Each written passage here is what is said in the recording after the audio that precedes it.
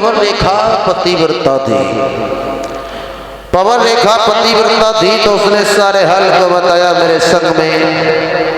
मेरे संग में ऐसा ऐसा हुआ है, सारा दृष्टांत बताया। महाराज उग्रसेन ने बड़े बड़े विद्वानों को बुलाया और बुलाने के बाद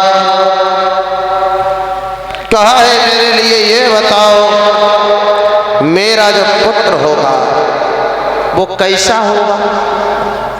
तो विद्वानों ने कहा, पुत्र तो होगा लेकिन बलवान होगा, लेकिन राक्षस प्रकृति का होगा। फिर क्या करना चाहिए? तो बताया महाराज, जो पुत्र हो उसके लिए आप पैदा होते ही यमुना में बहा देना, यही विधि है। और अगर मारोगे तो बाल हत्या लगेगी, और वो बहता हुआ चला जाएगा तो कहीं ना कहीं जाकर के किनारे पे लगेगा, उसे कोई ना कोई उठा लेगा, उसका पालन पोषण हो जाएगा, आप बच जाओगे। धीरे धीरे समय बढ़ने लगा। पवन रेखा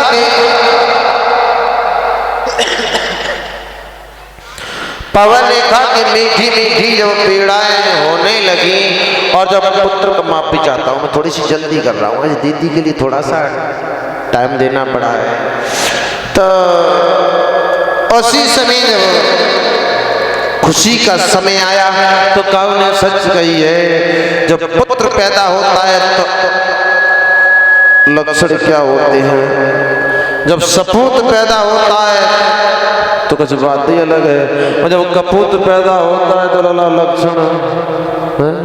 और किसी ने सच कहा है विद्वान ने, चंदन की किरचे भली गाड़ी भलो न काठ, अंडुआ लिस्पेट अगर भला पूरा ट्रक तो कच होए वे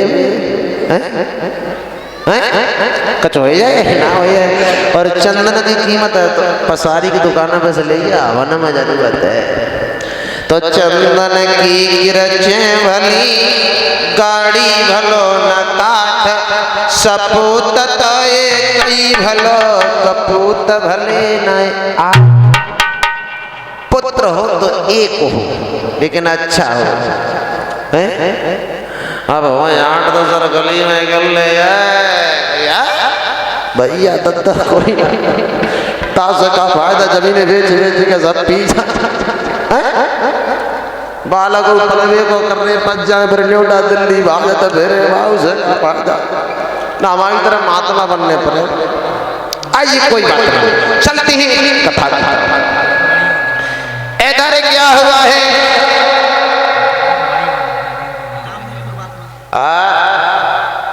टाइम का क्या बजे करते बता उतने कर करते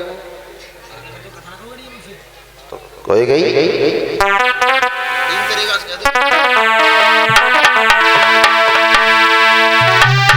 पालक के पैदा होते ही आंधी तूफान तो आने लगे, बिजली चमकी आकाश हिला, 49 पवन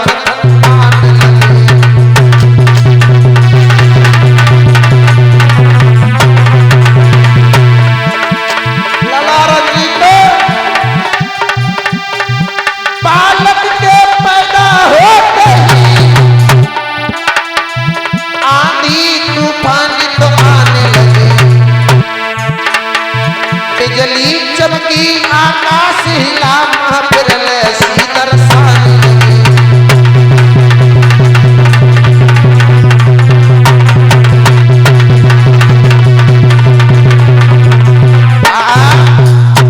इधर क्या हुआ है? जैसे ही इस कंस का जन्म हुआ तो महाप्रलय सी आने लगी, यमुना ने उबाड़ ले लिया, गैया बछड़ा चिल्लाने लगे, पृथ्वी त्राहि त्राहि माम करने लगी। लेकिन क्या करें, समय की गति जैसे तो आना है उसे आना है। और